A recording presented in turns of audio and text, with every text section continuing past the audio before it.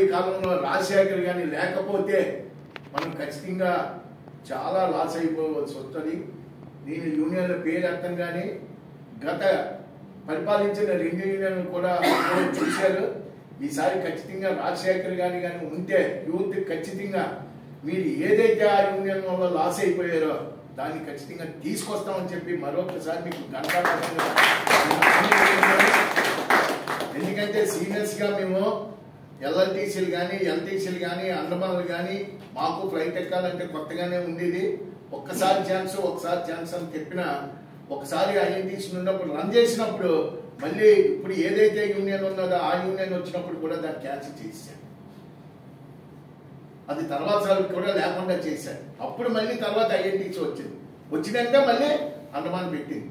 ఖచ్చితంగా మీ అందరికీ హామీ ఇస్తున్నాం.